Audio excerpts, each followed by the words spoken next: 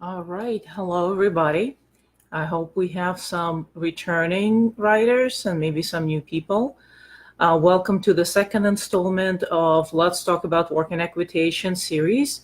This is an educational effort sponsored by Indiana Work and Equitation Association as we are awaiting our very first B-rated Work and Equitation show at the Hoosier Horse Fair and Expo in May.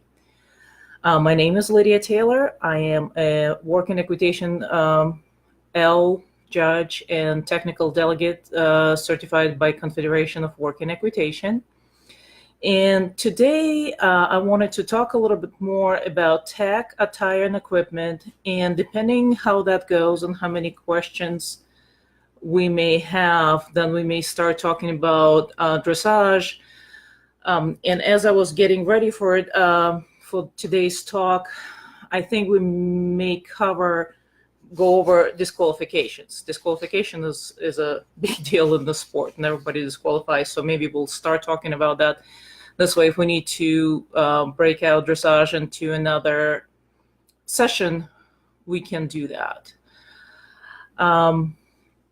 So tech and equipment. I'm just going to pull up the book of the. There we go. The rule book here. Again, all the rules are available for download on the website of Confederation, which is confederationwe.us. Hi, Sue. We're just getting started talking about tech and attire. As you know, writers of all disciplines are welcome. You may write in Western tech, English tech, breed tech. Let's say you're writing Paso Fino, you can write in traditional Paso tech.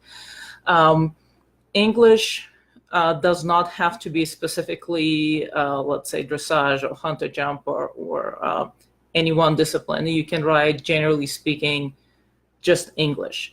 The minimum requirements let's talk attire first. Minimum requirement across all disciplines that the writer must wear long pants, breeches, or riding skirt, a long or short-sleeved collared shirt, and some kind of head cover. It could be a hat or a safety helmet.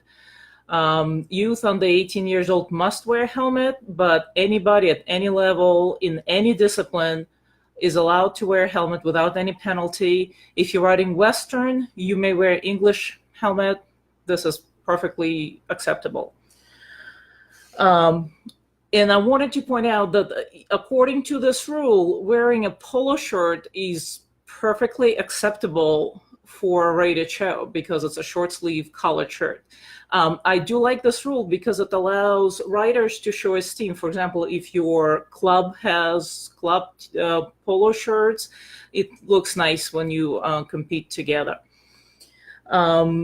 Boots, there's no specification on boots. They should be appropriate for riding, and usually it's tall boots, but there are some breed attire that requires different combination of short boots and perhaps half chaps. For example, I show, just generally speaking, English. So I do ride in a dressage saddle. I've shown dark breeches, tall boots, usually a long sleeve button down shirt and then a vest and a safety helmet. Vests, jackets, gloves, chaps, all the extras are allowed, but they're not required. By the way, feel free to ask any questions. I will take them live. If there's anything that I didn't cover or another question that you have, feel free to chime in. All right, so the attire is pretty much straightforward. The sequins or any decorations should be kept to a minimum. They don't add anything. The desired look is just clean, neat, well-fitted working outfit. Now the tech. What is required across all disciplines is the saddle, stirrups, and a bridle.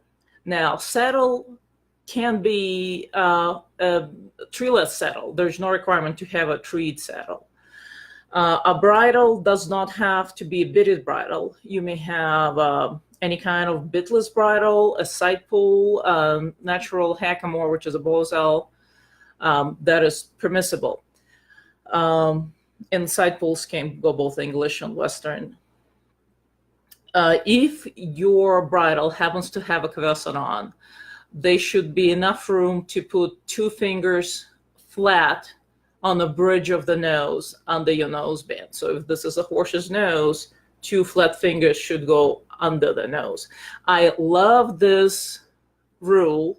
I wish it was 2 fingers stacked vertically, but horizontally is much better because, for example, USDF still inserts fingers for the noseband check on a side of the horse's face, which is, of course, a soft cheek. You can compress it with tremendous amplitude, and it does not really show how much pressure the horse experiences on the bony parts underneath his chin and on top of his bridge of his nose.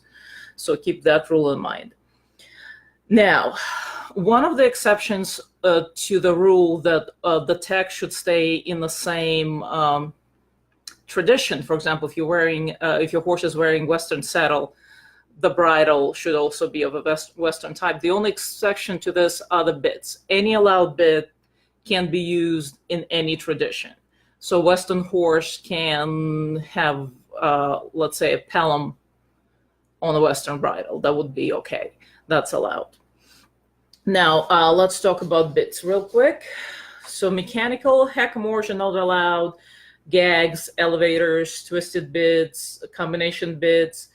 On a curb, shanks should be no longer than 8.5 inches. Ports on a bit no higher than 3.5 inches, which includes spades. Spade bits are allowed, but I know my friends who show with the spade bits end up ordering customs because 3.5 is fairly short for a spade. But mind you that the list that's in the rule book, there's a note that it's not all-inclusive. Any bit considered inhumane by the judge will earn you a disqualification. For example, just because it doesn't say that wood screw bit is illegal doesn't mean that I wouldn't disqualify you if you showed up on one. So keep that in mind. But generally speaking, any bit that's allowed for dressage competition would be allowed in the Western dressage. Curb bits are allowed at any level. Starting children may ride on a curb, intro-level may ride on a curb, and any bit, curb or snaffle, may be ridden or bitless, 1 or 2-handed, all the way from children's to level 5, and starting at level 6 advanced and master 7, which is international level, the rider must ride one-handed. It does not say that you must ride on the curb, but you must ride one-handed. Okay, that's the bits. So I think let's talk about equipment for the horse. Unlike many other disciplines, hoof boots are allowed. The hoof boots, what I mean is whatever you use instead of a shoe. So if you have something like easy boot type, it is legal to use in all trials. Now, protective boots, such as splint boots, bell boots, are not allowed in dressage. However, you can use them in the other 3 trials, and ease of handling, speed, and the cattle work. Use of whip is allowed. Dressage regulation 47.2 inches, and you may choose which trials you carry your whip in. You don't have to take it for all. You may take it just for dressage or just for ease of handling. At levels 6 and 7, a rider may carry a whip if it's part of the traditional turnout, but that whip must be entirely passive and held upright in a free hand, so it cannot be used for decorative purposes. Fly hoods are allowed, should be discreet, not covering horse's eyes, and when you're done with the trial, expect to be asked to remove the fly hood and present it to the paddock steward so he could check for earplugs. Earplugs are not allowed. Nose nets for head shakers are also allowed as long as you have your vet's notice that you send in when you send your entry. It's perfectly fine. What is not allowed? Not any kind of tie down, martingale, any secondary reins, no draw reins, no balancing reins, side reins, no blinkers, already mentioned earplug, and no metal in the nose bands, no serratas, no studded curb chains, no studded nose bands, and tail wraps are also not allowed. You probably noticed that in ease of handling and speed, I'm sure you watch some on YouTube, tails are often braided. This is allowed, and that actually could be quite useful because some obstacles are quite tightly set up, and sometimes a horse can take something out with a swish of the tail. So if you can put a tail up without a wrap, this is perfectly fine. All right, now, rider equipment. Electronic communication devices are allowed only in the warm-up, which is called the paddock in the working equitation. So if you have a coach that talks to you through a wireless system, this is totally fine. If you have some music playing to help you concentrate, in the warm-up is great. As soon as you enter the arena with anything, any kind of electronic communication device, it's a disqualification. So be careful with that. And I don't see any questions yet. So perhaps we move on to dressage then. Now, I'm sure among people who are watching, there are people who are well familiar with dressage. Perhaps you ride dressage, and there will be some that kind of heard the word but don't really know what it is. So what is dressage in a context of work and equitation?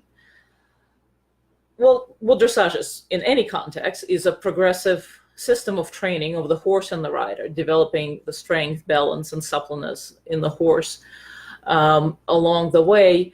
In work and equitation, dressage is your test to make sure the horse is ready for the challenges that will be presented in the following ease of handling course. The levels somewhat mimic dressage levels in the US. We have children's test, which is walk trot, and trot can be ridden sitting or rising.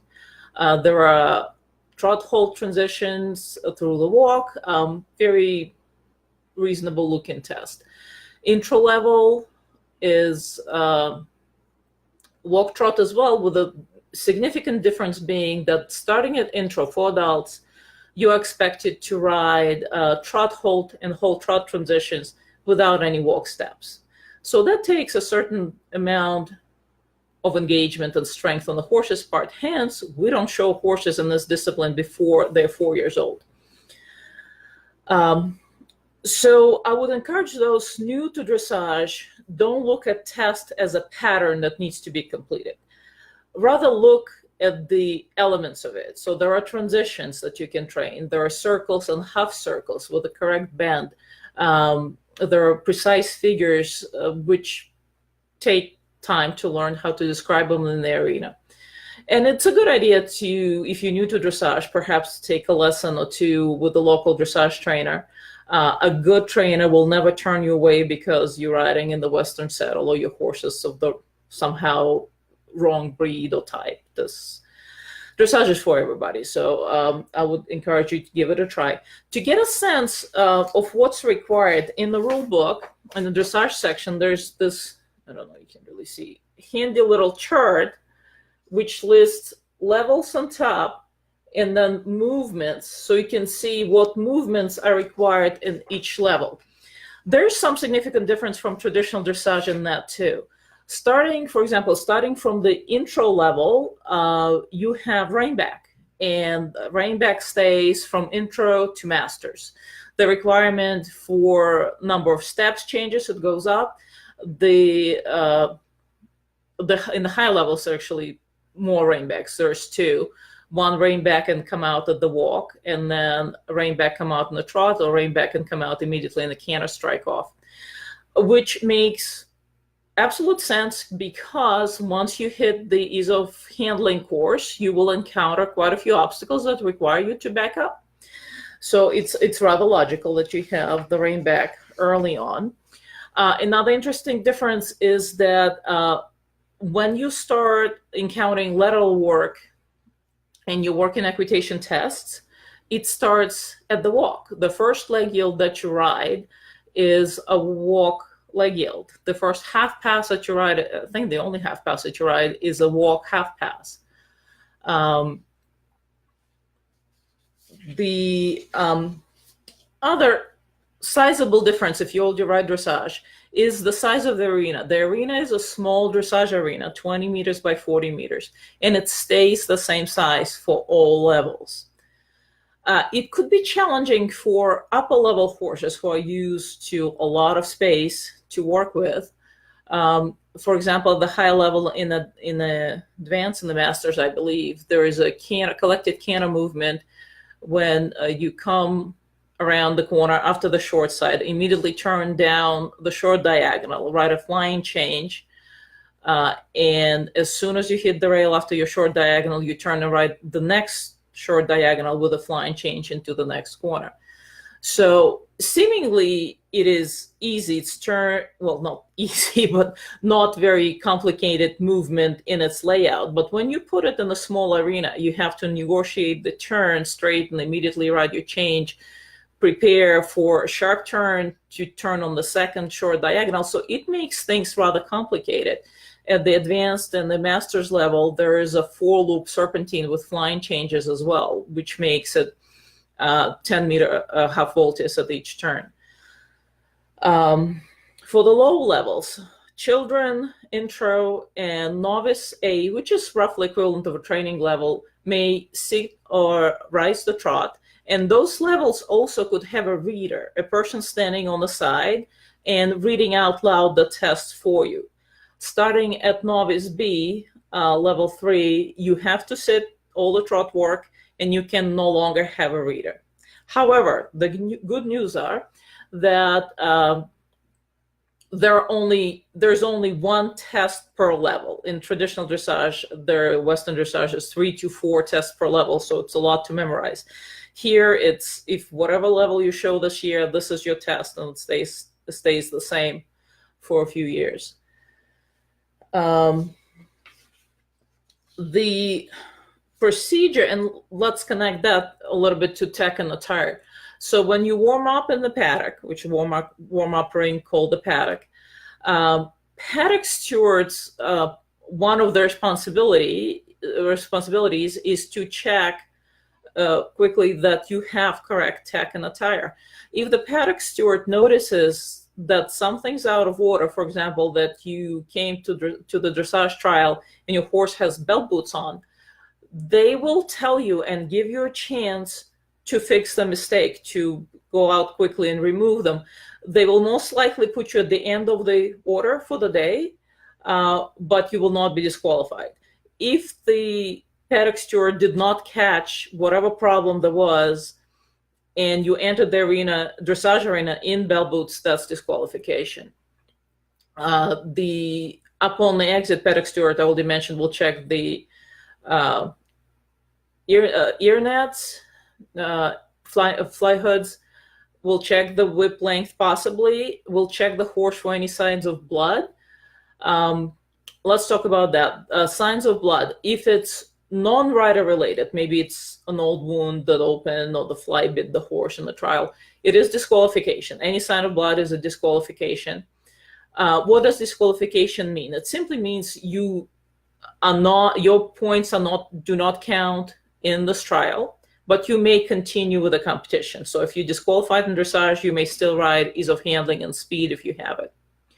Now, if blood appears to be caused by the rider, let's say in the mouth, spurs, whip, anything that appears to be blood related, rider related, the judge can eliminate the rider. And elimination means the rider is completely out of the show. None of the scores count. All right, let's check if we have any questions. None yet. Feel free to ask them. So maybe we'll segue more into the disqualifications. Disqualifications is a big part of the sport, unfortunately. There are general ones that are the same for all trials. You'll be disqualified if you entered the arena without the sign from a judge or paddock steward.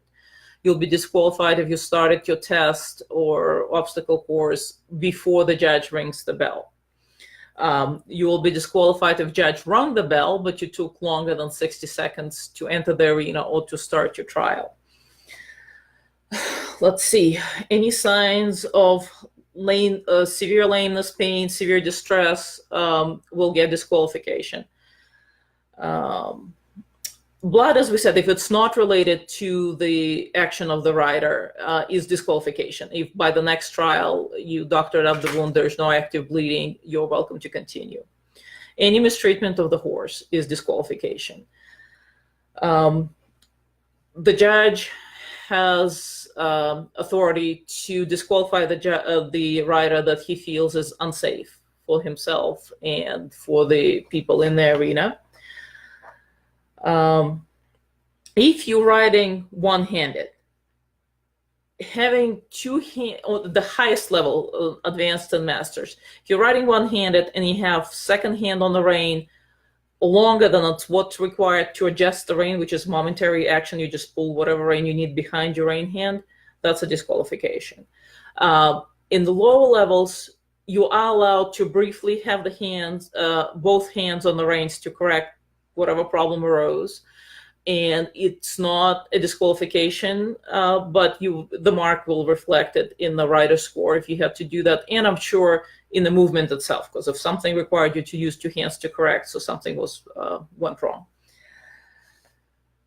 Excessive use of the whip is the disqualification. Outside assistance, that's very important. In the low levels, you get a penalty, minus 10 points for each occurrence, which means that sometimes coaches, trainers strategically do use outside assistance. I had a young rider in her very first show, and she would have disqualified before she even started because she was about to go on the ease of handling course, entering the starting gate in the wrong direction. So in this case, the coach made the executive decision to call out to correct the direction, and it worked because it's only 10-point penalty versus she would have been disqualified completely. At the highest levels at advanced and masters, outside assistance is unfortunately disqualification. And outside assistance means by anybody. So if you have a rider that appears lost on the course and somebody else go right, that is disqualification, even if the rider has never met this person before. So it's always nice to ask your announcers to make a public service announcement to keep directions to themselves. You can encourage, you can be supportive, but no specific directions.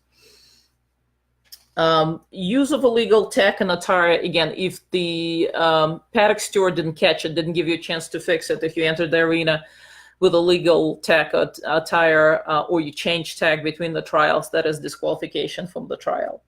Fall of a horse or the rider is disqualification. You may continue in the next trial, but you are not getting any points in this one. All right, switching hands, very important. If you ride one-handed, you must maintain the reins in the same hand that you entered the arena with. It doesn't matter, there's no rule which hand should be rein hand, but it should stay the same throughout your entire ride. That goes also for the same reins. If you're riding in a pelham or a double, if you came with two reins, all trials should be ridden with the same configuration. If you came with single rein with a connector, that's how you should ride all three phases. If you just came on the curb rein without the snaffle, that is how you ride. Dismounting for any reason other than to pick up an obstacle, that's more for ease of handling. And gross disrespect or misconduct by an exhibitor. Seems obvious, but let's mention it again. Be polite to all show staff and your judge. Now, in dressage, there's a couple points that's specific to dressage. Is course error if you lost your way. It's 5-point penalty for the first 2 times. The third time you lost your way in a single test, it's a disqualification. If your horse exited the arena with all 4 legs, it's a disqualification. So the good news is if he just stepped out with 1 or 3, it is not a disqualification. I'm sure he gets docked in the movement, whatever caused them to jump sideways or run out. Which this rule is also important because often at the B-rated shows, it is not required to have a fully enclosed arena. Very often you will not have a barrier on the entire perimeter. Usually the corners are marked. 8 foot is required in each 8 foot required in each direction for the corners, and then some spaces are filled in with ground poles perhaps, but there are stretches on all sides that there are no markers on the ground. So the riders are given the benefit of the doubt in this case. All right. Failure to salute the judge is a 5-point penalty. Used to be disqualification, it no longer is. Use of voice in dressage and ease of handling is a penalty. It's -2 points every time, every occurrence. I should add that it's every occurrence that the judge hears. If I did not hear you when you were at A on the opposite side of the arena from me, I cannot mark it. So keep that in mind. We covered coursers. And if you're riding one-handed, touching the horse's neck in front of your rein hand, stroking it, is a penalty for the first 2 times you do it, and the 3rd time is a disqualification. So again, could be used judiciously, because if the horse, young horse or green horse or just horse new to the sport, you're riding one-handed and he's done something outstanding, sometimes it's worth to take the penalty and give him a pat. Just be cautious that it happens 3 times, you'll get disqualified. All right. Also, failure to advance in 15 seconds. If the horse is refusing, something happened, you have 15 seconds to move on. And this is true for all trials. And I think that's it for dressage. The scoring, it's the same as in traditional dressage. You have scores from 0 to 10, 10 being excellent, 0 not performed. Scores 4 and under considered to be negative, 4 being insufficient. 5 and over are positive scores, 5 being sufficient, 6 satisfactory, 7 fairly good, and so on. Half points are allowed. The beauty of the dressage test, if you've never ridden one, you get score for each movement you performed, and a good judge will try to leave you as many comments as possible to guide you, to let you know what went wrong, what could have been done better. At the end of the dressage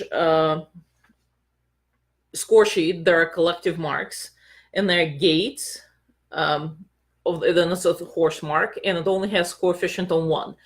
The other 3 collective marks have coefficient of 2, and they're impulsion, which is willingness to move forward, elasticity of the steps, suppleness of the back, and engagement of hindquarters. Very, very important work in equitation, because again, your dressage is preparation for your work on the obstacle course.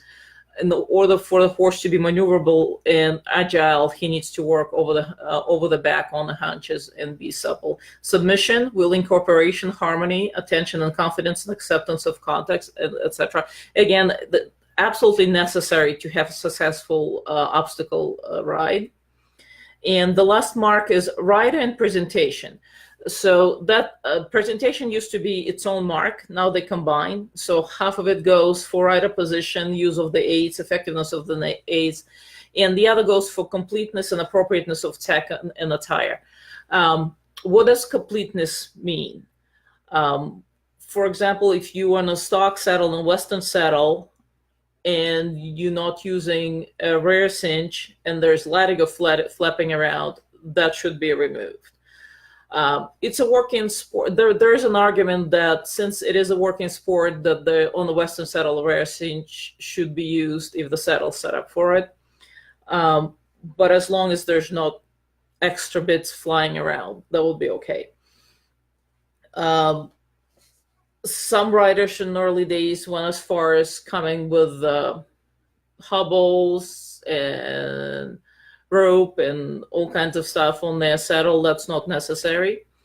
Um, just presenting a clean, neat, and workmanlike picture. All right, let's see what we have. Questions? No questions yet. All right. Then let's see.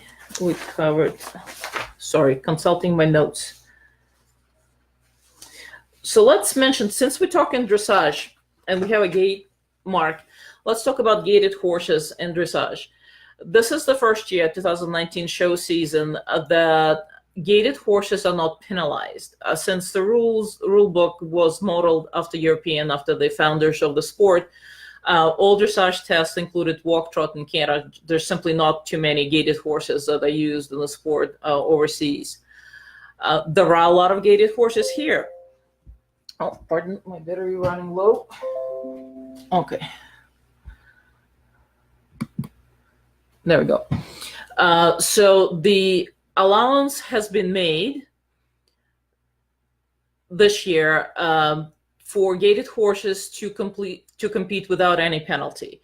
So they do show the walk, a canter work, and instead of trot, they just show intermediate gait, whatever's appropriate to the breed, because there's so many different types of gait in many breeds. A judge cannot possibly be expected to know what the perfection for each type of gait is, but the judge will be looking within the gait for the same engagement, relaxation, work on the bit, over the back, correct geometry. If there are several gated entries, the show management could split them in a separate gated division, but it's not necessary. If you riding the only gated horse in the show, you'll be pinned with the rest of the riders. All right, that's the good news on gated horses. Let's see. So let's talk a little bit more about differences from traditional to work in equitation dressage. You will find that there are a lot more demands on the horse's suppleness. Starting even in the intro level, there are 5 meter half volts from quarter line to the rail. Very rarely do people school, especially at lower levels, anything less than 10 meter voltage. So it's a good challenge for you and your horse to ride it correctly. Even though it's the walk, you'd be surprised how many points are lost on those movements because it's two of the mirror image. When the horse is asked to engage that much more, to step under with the inside hind, that much more on the smaller diameter over the circle, a lot of training holes appear. So it's a very good test. I like our intro test very much. I already mentioned the rein back. The rein back is expected to be correct. Diagonal pairs of legs, clear to bit, and smooth transition from backward to forward. That's a question that often comes up. Should there be a halt at the end of the rein back? No, they shouldn't. There should be an initial hold, clear, show, nice square hold. Usually it's down transition from a trot or a walk. Rein back, prescribed number of strides, usually lower levels 3 to 5, upper levels 6 to 10. Do you prescribe number of steps? And immediately step up forward. This will come. This will be important as later on transition is going to be from rein back in the trot and then rein back into a canter depart. I already mentioned that lateral work starts at the walk, including in leg yields. First, they go from the rail to X to center line and back to the rail, and then in the opposite direction from rail to the from center line to rail. Half passes are first ridden at the walk. The turn on the hunches, half a turn on the hunches is first asked at novice B level, third level, which is roughly, I would say, equivalent of the first level in dressage. You have your canter and transitions, canter 15-meter circle and transition canter lead changes through trot. Whatever transitions and figures you encounter in your dressage test, this is what is going to be expected on your ease of handling course, which is very important.